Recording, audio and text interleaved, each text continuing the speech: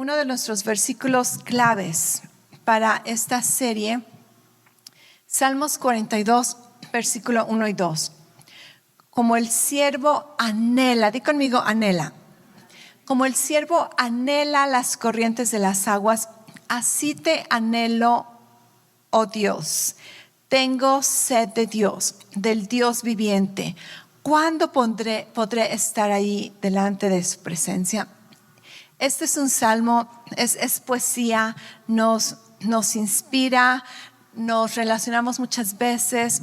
Si alguna vez has tenido sed, tú sabes cómo se siente la angustia de tener tu boca seca y anhelas por agua. Y si alguna vez has tenido sed espiritual, tú sabes ese deseo, ese anhelo de estar en la presencia de Dios, de experimentar su confort, su presencia, sus promesas. Pero algo muy interesante que tenemos que poner atención en este versículo es esa palabra anhelar, desear.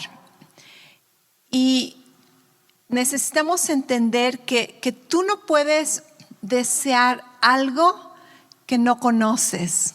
Tú no puedes anhelar algo que no conoces. ¿A cuántos les gusta la comida mexicana? ¿Ok? Creo que la mayoría, ¿verdad? Aquí, hispanos. Yo sé que algunos que ni siquiera son mexicanos ya adoptaron la comida mexicana. Conozco una hondureña por allá que hace unas salsas mejores que las mexicanas.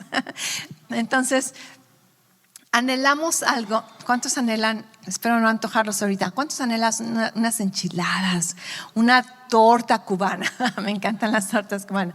¿Cuántos anhelan un zapote? Exacto. Algunos sí. ¿Y otros qué es eso? ¿Qué es eso? Porque si tú no lo conoces, tú no lo vas a anhelar. ¿Cuántos anhelan un níspero? Ok, veo solamente poquitas manos. ¿Cuántos conocen lo que es un níspero? Ok, algunos no les gusta, por eso no lo anhelan. Pero ¿me entiendes? Tú no puedes. Ok, para los que no conocen qué es un zapote, es una fruta negra, está verde afuera, negra por dentro, y la abres y le pones limón y azúcar y es una delicia. Ok, pero tú no puedes anhelar algo que no conoces, que no has experimentado. Y allí está la cosa, de que muchas veces tú no anhelas la presencia de Dios porque no has conocido la presencia de Dios. Muchas veces tú no anhelas la comunión con su palabra porque no conoces su palabra. Y entonces quiero ayudarte a conocer un poquito en general la cosa acerca de la palabra de Dios, acerca del carácter de Dios, su voluntad, su persona revelada a través de su palabra, para que empezamos a conocerlo. Y mientras más, esto es algo que te lo garantizo, mientras más conoces a Dios, más lo anhelas. Tu corazón lo necesita. Una vez que pruebas de Él, como dice la palabra, ¿verdad? Prueba que el Señor es bueno. Y una vez que tienes una probadita, quieres más y quieres más y quieres más. Esto no es algo que sucede automáticamente. Esto es algo que nosotros tenemos que trabajar. De hecho, tu espíritu dentro de ti, si eres nacido de nuevo, tu espíritu en unidad con el Espíritu de Dios, anhela esto todo el tiempo y se deleita en la palabra de Dios, se deleita en su presencia. Pero nuestra carne no siempre lo va a anhelar. Nuestra carne no siempre, muchos lo entienden. Quizá anhelas un platillo favorito, pero el pensar en hacerlo, el pensar en prepararlo, pensar en lavar los trastes después de que lo haces, así como que muchas veces, prefiero no hacerlo, ¿cierto? ¿Por qué? Porque la carne no está dispuesta todo el tiempo. Entonces, tu espíritu anhela las cosas de Dios, tu carne no siempre, pero una vez que ayudas, y cuando hablamos a tu carne estamos hablando tu naturaleza humana, ¿ok? una vez que aprendes a tener la disciplina de hacerlo, entonces tu naturaleza humana va a cooperar con tu espíritu y al rato vas a terminar anhelando y deseando más y más de la palabra de Dios. La semana pasada hicimos un breve resumen de lo que se trata del Antiguo Testamento, pero más que nada nos enfocamos en por qué me interesa a mí el Antiguo Testamento. Y nuestra conclusión principal fue de que el Antiguo Testamento honestamente no tiene nada que ver con tu vida ahorita, aquí en la actualidad. No es relevante contigo, a menos que seas judío, de descendencia judía, quizá tiene un poco de relación. Pero si tú no tienes ninguna descendencia judía, entonces el Antiguo Testamento no tiene relevancia en tu vida como tu historia de tus antepasados, simplemente la localidad, la cultura, así como que no nos interesa mucho el Antiguo Testamento personalmente. Pero en referencia a nuestra identidad, nuestra relación con Jesucristo, entonces el Antiguo Testamento es muy importante porque el Antiguo Testamento fue importante para Jesús. Y si el Antiguo Testamento fue importante para Jesús, entonces el Antiguo Testamento es importante para mí. No por el Antiguo Testamento, sino por mi relación con Jesús. Un ejemplo que se me ocurrió fue que cuando yo era joven, ya lo sé, cuando estaba más joven, de hecho cuando era adolescente, desde los últimos años de la secundaria hasta toda mi vida como soltera, yo me hice fan del equipo de los 49 de San Francisco. Era fan de Joe Montana, Jerry Rice y era un fan de ese equipo de fútbol americano. Y después cuando conocí a mi esposo, él también era fan de los 49, entonces pues estuvo muy fácil la cosa. Pero después de unos años de casados, ni me acuerdo por qué, ni cómo, cuándo, me acuerdo que mi esposo me dijo, ¿sabes qué?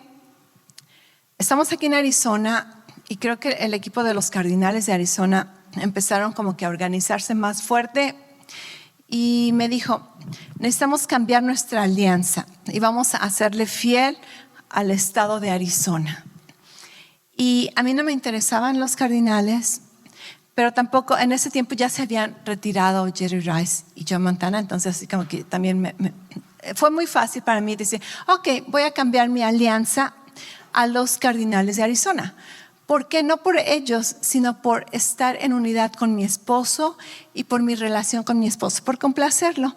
Y cambiamos de equipo y de ahí en adelante nos hicimos fans de los Cardinales de Arizona, que a veces hasta nos da pena decir que somos fan de ellos, pero en fin, me acuerdo en una ocasión fuimos a verlos, antes de que tuvieran su estadio aquí, fuimos a verlos en Tucson, no me acuerdo dónde estaba su estadio, y jugaron contra los 49. Y estoy yo sentada en la porra con los Cardinales y anotan los 49 y yo me levanto de mi silla. Y después me doy cuenta que estoy en la porra errónea y me siento bien avergonzada, ¿verdad? Y esto sucedió 2 veces, desafortunadamente. Después ya con su equipo aquí, estoy con mi camiseta de los Cardinales y mi gorra de los Cardinales, en la porra de los Cardinales, y anotan los 49 y una vez más me levanto a celebrarles y los puros osos con mi alianza. Entonces esto no es un muy buen ejemplo, pero el chiste es de que me cambié de equipo, no por el equipo, sino por mi relación con mi esposo. Así el Antiguo Testamento. El Antiguo Testamento no necesariamente nos interesa por el Antiguo Testamento, sino por nuestra relación con Jesús. ¿Me entiendes? Todo un ejemplo largo para concluir con eso. Y una vez más, que vas entendiendo el Antiguo Testamento, si quieres saber más, escucha el mensaje de la semana pasada. Eventualmente vas anhelando el Antiguo Testamento. Déjame decirte, personalmente, yo no sé cuál es mi favorito, el Antiguo o el Nuevo Testamento, porque los disfruto ambos, me encantan ambos, me intrigan ambos testamentos. Me fascina estudiar el Antiguo Testamento. Me fascina conocer de la historia, me fascina ver mapas, conocer nombres, conocer genealogías, conocer imperios, es fascinante. Y mientras más lo conoces, más lo anhelas, ¿ok? Entonces, y a veces, ¿verdad? Hasta quisiera ser judía de descendencia, pero ni modo. ¿Quién sabe? Si me hago un test, a lo mejor, ¿quién sabe? Lo dudo, pero en fin, creo que soy más mexicana que nada, ¿verdad? Ok, entonces vemos que no podemos anhelar algo que no conocemos. Y para anhelarlo tenemos que empezar a conocerlo, y mientras más lo conocemos, más lo vamos a anhelar. Después he escuchado tristemente algunas excusas de por qué las personas no leen la Biblia, el Nuevo Testamento, el Antiguo Testamento, y algunas excusas son de que no tengo tiempo. Y esta es una excusa que no, a nadie lo vas a convencer con que no tienes tiempo, porque no tenemos tiempo, pero tenemos tiempo para pasarnos horas en los medios sociales, ¿cierto? ¿Alguna vez has dicho, ok, unos 10 minutitos, y empiezas a moverle al teléfono o a tu iPad, y al rato cuando te das cuenta, 20 minutos, 40 minutos, pero no tenías tiempo? Entonces esa excusa así como que no, tenemos tiempo para todo lo que queremos hacer. Tenemos tiempo, algo que te interesa, te vas a levantar temprano. Algo que te interesa, te vas a ir a dormir tarde. Algo que te interesa, vas a hacer tiempo. Entonces, eso de que no tienes tiempo, deja de usar esa excusa. No te engañes con esa excusa, porque si quieres, tienes tiempo. Otra excusa por la cual las personas no leen la Biblia es de que dicen, no lo entiendo. Y esta es una excusa un poquito más justificable, pero a fin de cuentas es una excusa. Porque ¿cuántos de ustedes entienden cómo funciona un Wi-Fi? Internet, ok, algunos. ¿Cómo funciona tu carro? ¿Cómo funciona la electricidad? La mayoría de nosotros, ¿verdad? Así como que tenemos una idea, pero no entendemos 100%. Pregúntame cómo funciona mi carro. No lo sé. Yo sé que le pongo la llave y prende y manejo y me voy. No me preguntes cómo, por qué, dónde, cuándo. No lo sé. Pero el que no lo entienda no me impide el no usarlo. El que no entienda cómo funciona la electricidad no me impide. Yo no voy a estar en mi casa a todas oscuras y digas, pastora, ¿por qué no tienes electricidad? Es que no lo entiendo. No, esa excusa no es justificable. Aunque no le entiendes, muchas veces tú haces uso de todo lo que no entiendes. Así que, ¿no entiendes la Biblia? Léela. Te va a ayudar a entenderla, ¿ok? Y no esperes entenderlo todo al mismo tiempo, obviamente, pero al menos empieza a leerla. Y otra excusa muy típica, muy clásica de por qué la gente no lee la palabra de Dios es porque dicen, no me gusta leer. No me gusta leer. También una excusa, ok, lo entiendo, verdadero. Yo sé que hay gente que les encanta leer y hay gente que no les gusta leer. Pero aún los que no les gusta leer, te aseguro que tú lees una revista, un cuento, un periódico, tus mensajes de texto, Facebook. Tú lees muchas veces todo lo que está enfrente de ti. No sé cuántos de ustedes les ha pasado. Tienes una caja de cereal enfrente de ti en la mesa y sin darte cuenta ya te pusiste a leer todo lo que dice. O una botella, ¿verdad? De aderezo. Y tú no querías leer, pero al rato ya estás leyendo todo. Entonces, si te gusta leer, la cosa es qué es lo que te gusta leer. Y si no te gusta leer, acuérdate, mientras más lo haces, más te va a gustar, más lo vas a disfrutar. Así que solamente una exhortación para que nos quitemos excusas en nuestras mentes y aprendamos a apreciar. Y si no es apreciar, simplemente hacernos la disciplina de leer la palabra de Dios con el propósito de recibir. Hebreos 4:12 dice, pues la palabra de Dios es viva y poderosa. Es más cortante que cualquier espada de 2 filos, penetra entre el alma y el espíritu, entre la articulación y la médula del hueso. Aquí estamos hablando como una cirugía, ¿verdad? Dice, deja al descubierto nuestros pensamientos y deseos más íntimos. Y esto me gusta porque la palabra de Dios pensamos que la estamos leyendo, pero realmente termina leyéndonos a nosotros. Y la palabra de Dios tiene ese efecto que ninguna otra literatura tiene de hacer cirugía a tu corazón, de exponer tus motivos, de exponer tus pensamientos, de mostrarte dónde estás y dónde deberías estar. Y penetra verdaderamente en las áreas más profundas de tu corazón, como toda una cirugía que te sana, que te transforma, que te fortalece, que te limpia. Y es maravilloso el efecto que la palabra de Dios viva y poderosa tiene en nuestras vidas. Un versículo más, 1 Tesalonicenses 2:13, dice, por eso también nosotros damos gracias a Dios sin cesar, de que cuando recibieron la palabra de Dios que oyeron de nosotros, este es el apóstol Pablo hablando a la iglesia en Tesalónica, dice, cuando escucharon la palabra que nosotros les predicábamos, dice, la aceptaron no como palabra de hombres, sino como lo que realmente es, la palabra de Dios, la cual hace su obra o la cual es eficaz en aquellos que la creen. ¿Cuántos de ustedes creen que la palabra de Dios es viva, es poderosa, es eficaz y es verdaderamente la palabra de Dios? Entonces, si lo es, ¿quién somos nosotros? ¿Con qué actitud o cuán desvergüenza o orgullo muchas veces para decir, no quiero leer la palabra de Dios? Así como que, wow.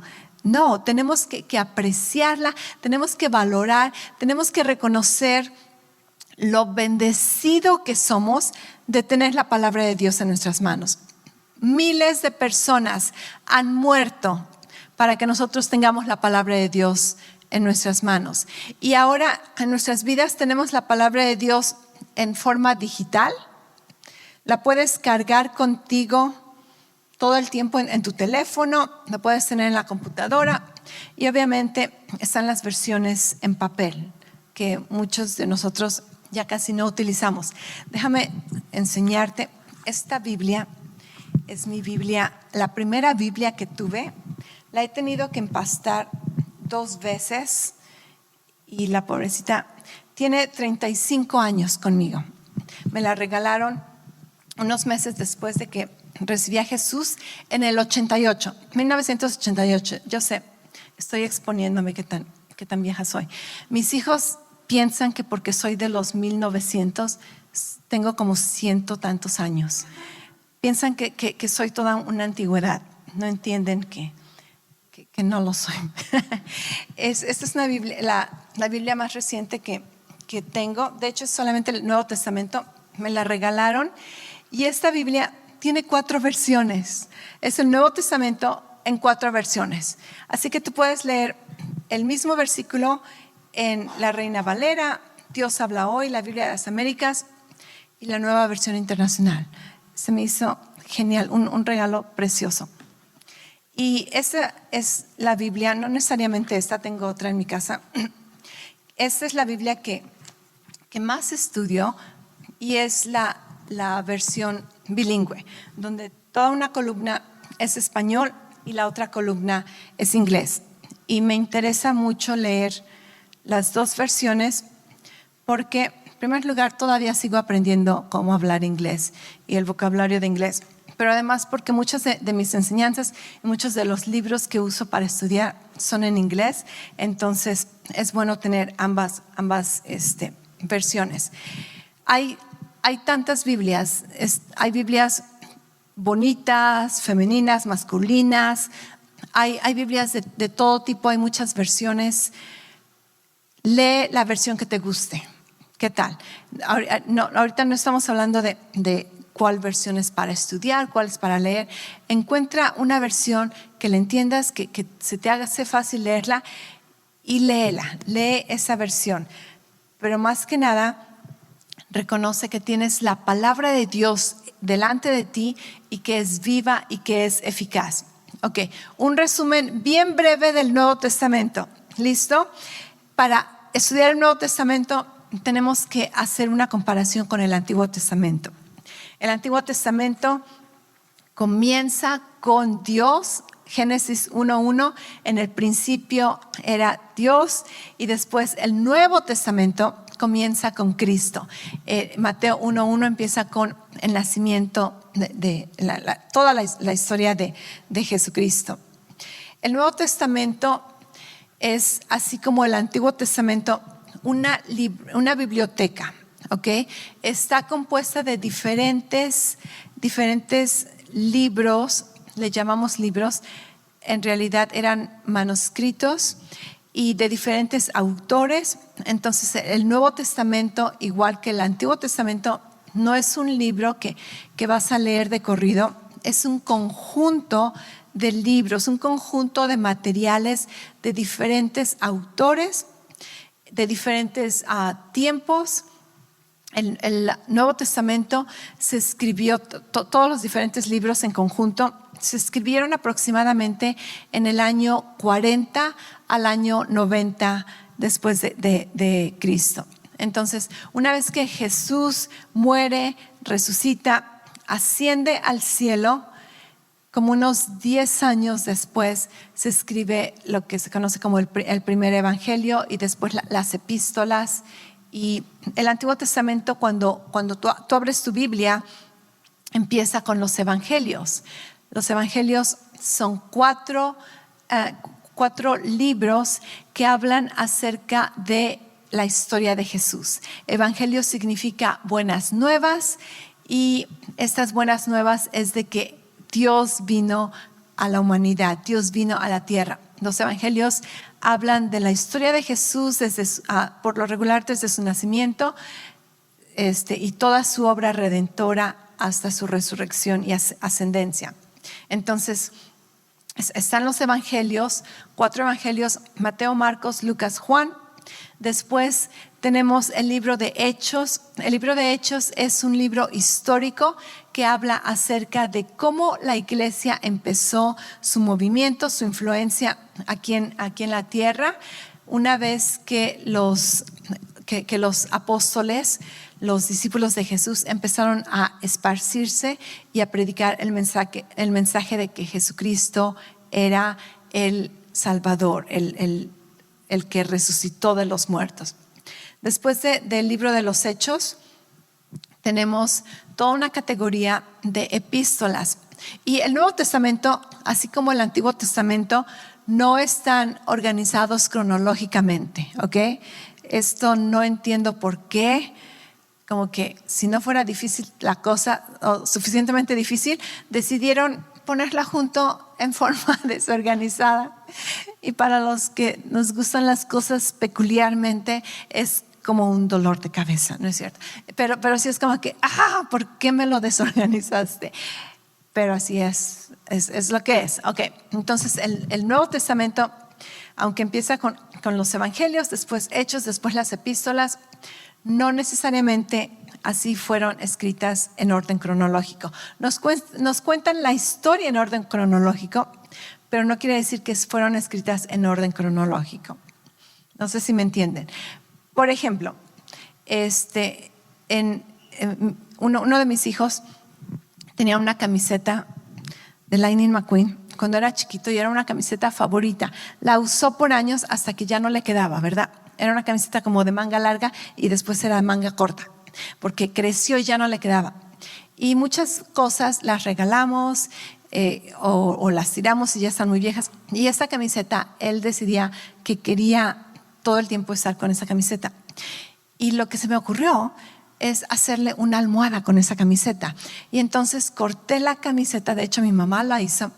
Compramos un cojín, le hicimos una almohada con esa camiseta y mi hijo feliz. Creo que todavía tiene la almohada por allí en su cuarto.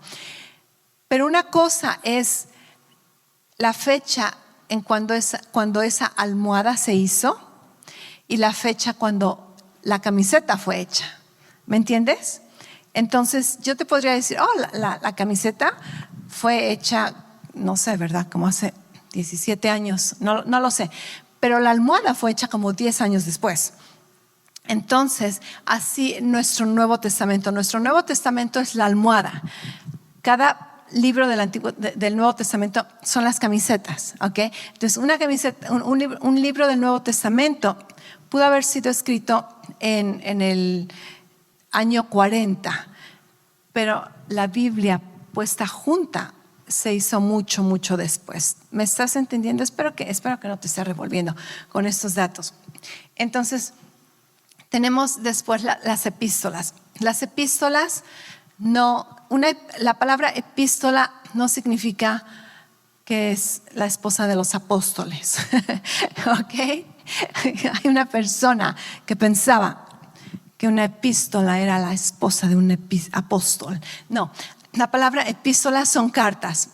Son cartas que escribieron los apóstoles a las iglesias o muchas veces a ciertos individuos. Y entre estas epístolas están las epístolas del apóstol Pablo y después epístolas generales de diferentes apóstoles. Está Pedro, Juan, después unos que quizá no son tan conocidos como Filemón, Tito, Judas, no Judas el que entregó a Jesús, otro Judas. Y después de estas epístolas está un último libro acerca de profecía, lo que conocemos como Apocalipsis. Y en conjunto todo el Nuevo Testamento se compone de 27 libros que forman todo nuestro Nuevo Testamento. El libro de Apocalipsis, la palabra Apocalipsis, para empezar, no significa, ¿verdad? Asústate, Apocalipsis, el fin del mundo. No, la palabra Apocalipsis simplemente significa algo revelado, algo revelado. Yo puedo cerrar este cierre y te voy a decir, voy a Apocalipsis, lo que está dentro. Y abro el cierre, está mi Biblia viejita. Ok, eso significa Apocalipsis, revelar algo que estaba cubierto o estaba escondido. Ok, entonces, así bien breve, de esto se trata el Nuevo Testamento. ¿Por qué es relevante el Nuevo Testamento para mí? Esa es una pregunta que quiero contestarte el día de hoy. ¿Por qué es relevante el Nuevo Testamento? Hay un versículo en 1 Corintios 10:32 que me gusta mucho enfatizar siempre que hablamos acerca de estudiar la palabra de Dios, de leer la palabra de Dios. Y este versículo, el contexto está hablando de un tema completamente diferente, pero algo interesante que aprendemos de este versículo es que hay 3 tipos de categorías de personas que la Biblia habla o enfatiza. 1 Corintios 10:32 dice: no seamos piedra de tropiezo para nadie, ni para los judíos, ni para los gentiles, dependiendo de la versión, a veces dice griegos, ni para la iglesia de Dios. Entonces, aquí mismo nos está diciendo que en la Biblia tú vas a encontrar algunos pedazos de lo que lees, de lo que está escrito, que tiene que ver con un grupo que son los judíos. Y podríamos decir casi todo el Antiguo Testamento tiene que ver con los judíos, ¿verdad? Y después partes del Nuevo Testamento, como los evangelios. Después hay otro grupo que son los gentiles. Un gentil es una persona que no es judía, pero tampoco es iglesia. Y después están la iglesia. La iglesia tiene que ver con los creyentes en Jesucristo, nacidos de nuevo, que creyeron en Jesús una vez que Él resucitó. Entonces, 3 grupos de personas en la Biblia: judíos, griegos o gentiles, y la iglesia. ¿Por qué nos interesa el Nuevo Testamento? ¿Por qué es relevante el Nuevo Testamento? Porque como creyentes de Jesucristo, tú formas parte del grupo de la iglesia. ¿Te acuerdas? En el Antiguo Testamento, tú no formas parte de ese grupo. Estamos hablando del pueblo de Israel, de la historia del pueblo de Israel. Pero en el Nuevo Testamento se nos presentan 3 grupos diferentes y uno de los grupos principales a los que el Nuevo Testamento fue escrito y a través de el cual el Nuevo Testamento fue escrito. En otras palabras, el Nuevo Testamento fue escrito por medio de la iglesia para la iglesia. Y si tú eres un creyente en Jesucristo, tú eres parte de la iglesia de Dios. Entonces, ¿por qué es importante el Nuevo Testamento? ¿Por qué debe de interesarte? Porque fue escrito para tu grupo. Porque tú eres parte de ese grupo. ¿Me entiendes? ¿Ok? Y aunque aquí nos muestran 3 categorías y mucho contexto en la Biblia, tú tienes que aprender a discernir a quién le está escribiendo, a qué grupo está escribiéndole este versículo. ¿De quién está hablando? ¿Está hablando de judíos? ¿Está hablando de gentiles? ¿O está hablando de la iglesia, de mi grupo? Aunque hay 3 grupos, últimamente, como que a los ojos de Dios, hay 2 grupos solamente. Y esos 2 grupos son gente que son salva y gente que no son salva. Gente que están vivos espiritualmente y gente que están muertos espiritualmente. Y si tú dices, pastora, pero ¿y qué tal los judíos? La palabra dice que en Cristo ya no hay ni griego ni judío. Si tú eras judío, si eras griego, ahora en Cristo solamente cuenta si eres salvo o si no eres salvo. ¿Ok?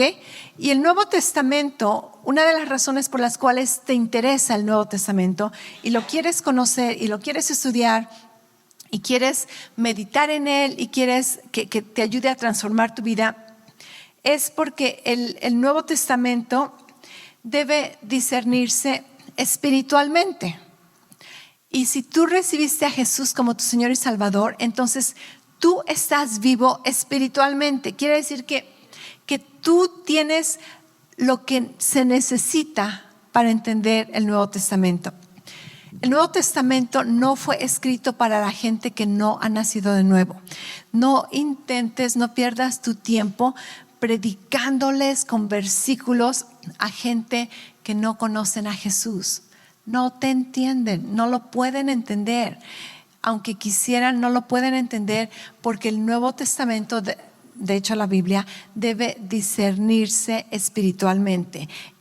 Acuérdate, la palabra de Dios es viva y eficaz. Quiere decir que solamente cuando tu espíritu está vivo con tu fe en Jesucristo, entonces tú puedes percibir, entender y recibir el Nuevo Testamento. ¿Me entiendes? ¿Sí? Ok, ahí la llevamos. Y tengo toda una enseñanza. Ok, vamos a bien rapidito. El propósito del Nuevo Testamento.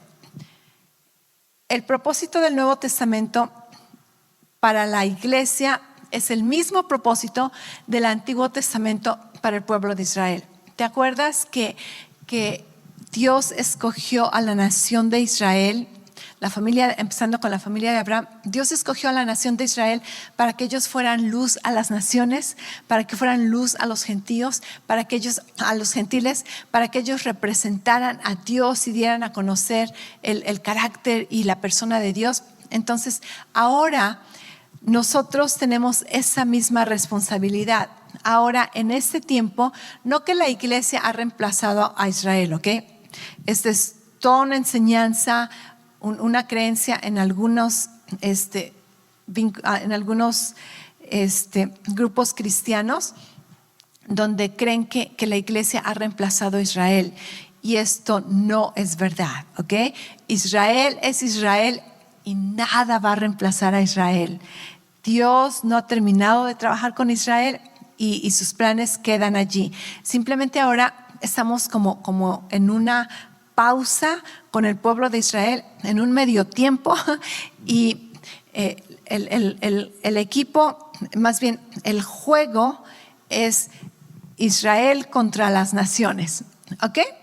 pero en ese juego, si fuera un juego de fútbol, imagínate la nación de Israel contra un equipo de todas las naciones, ¿ok? Pero después hay un medio tiempo y nosotros somos el medio tiempo. Y una vez que termine este medio tiempo, la Biblia le llama la dispensación de la iglesia. Y una vez que la iglesia sea removida, el juego va a continuar, Israel contra las naciones. ¿Y sabes quién va a ganar?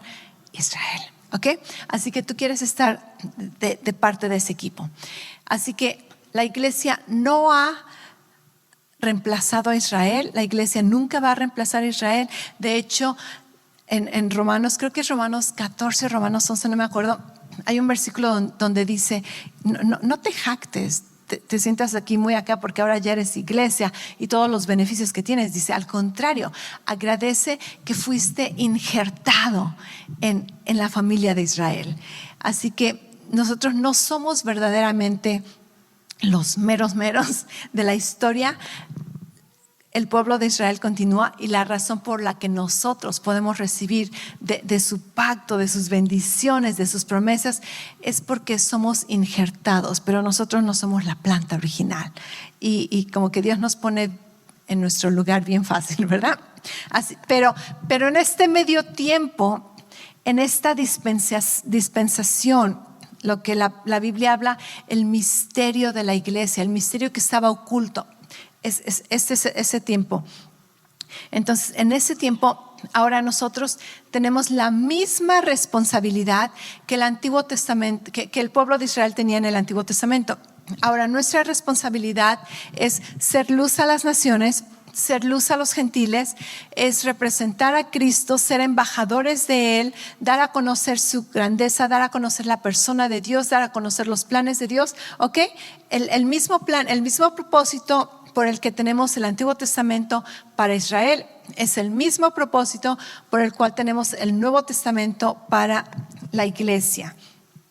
Y una de las razones por la que tenemos un registro escrito con el que podamos nosotros aprender es porque Dios propuso que hubiera un legado para que generaciones futuras pudieran aprender. Okay, esa es toda una enseñanza que quería expandirme. No voy a tener tiempo, pero si te interesa voy a darte unos versículos que tú después puedes leer. Génesis 18:19 dice que Dios escogió a Abraham porque Él sabía que Él iba a enseñar a su descendencia. Si tú te preguntaste, ¿por qué Abraham? Porque Dios lo conocía y dijo, cuando tenga hijos va a ser bien fiel, comprometido a enseñarle a sus hijos todo lo que he aprendido en mi relación por fe en Dios. Entonces, el que nosotros pasemos el mensaje a las generaciones futuras es bien importante para Dios, es bien importante. A veces yo me pregunto, esto es algo triste y es mi falla y es mi responsabilidad, pero a veces me pregunto y digo, wow, mis hijos no conocen mucho de mi historia, así como que en México a veces como que no les interesa mucho, les aburre, y he pensado hacer como un escrito, un tipo como biografía o algo de cosas interesantes de mi vida. A veces les cuento, aunque no les interese. Vamos manejando y les digo, cuando yo era chiquita, y así como que, ahí va, ¿verdad? Otra vez la cosa. Pero les cuento historias, porque si yo no les cuento, ellos jamás van a saber.